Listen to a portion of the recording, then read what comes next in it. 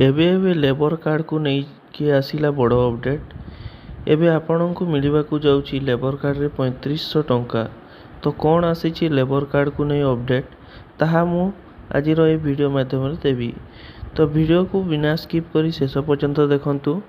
यदि चैनल रे first time आइले चैनल को सब्सक्राइब करी पाखरे थिबा बेल आइकन को दबाई देबे। जदि वीडियो भल लगे वीडियो को गोटे लाइक करेंगे, आपन सांग सहित वीडियो को शेयर करेंगे और वीडियो केमिति लगे कमेंट माध्यम निश्चित जनइबे। तो फ्रेंड्स चलतु डेरी नक वीडियो को स्टार्ट करवा। श्रमिक मानक पई विभिन्न प्रकार योजना कार्यकारी करुछंती सरकार। तेबे एही योजना विषय रे अधिकांश लोक जानि पारुनाहंती, तो यार लाभ उठे पारुनाहंती। सरकारक तरफ प्रदान करा जाउथबा लेबर कार्ड रे 1000 रु 3500 टंका देबाकू जाउछंती। एही योजनार लाभ उठेबाकू चाहुथिले आपनकू कोन करिबाकू पड़िबो निहाती जानिबा दरकार। एवं जो माने लेबर कार्ड अप्लाई करिथिले तांकर मध्य एक नुआ तालिका आसी सारिछि। एही कार्ड माध्यम रे श्रमिकर परिचय पत्र पाई परिबे एवं सेमाने को विभिन्न योजनार सुविधा जोगै दिया जिवो।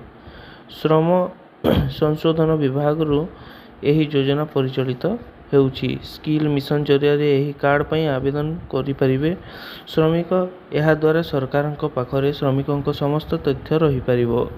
कार्ड पाइबा परे श्रमिकों को एक रजिस्ट्रेशन नंबर मध्य दिया जिवो। एही रजिस्ट्रेशन नंबर माध्यम रे सेमाने एही योजनार लाभ उठै परिबे। एही योजनार लाभ समस्त श्रमिक माननकु जोगै दिया जिवो। एही कार्ड केवल सहायता पई नुहे बरं श्रमिकंक दक्षता अनुसार सेमानकु काम मध्य जोगै दिया जिवो। एही कार्ड पाइबाकू हेले आपनकु आपनक निकटस्थ जनसेवा केंद्र किंबा सीएससी सेंटर जाई मध्य आपण आवेदन करि परिबे। एही कार्ड को एक वर्ष पूर्ण हेले साइकेल किनिबा पई आपनकु 3500 टंका मिलिबो।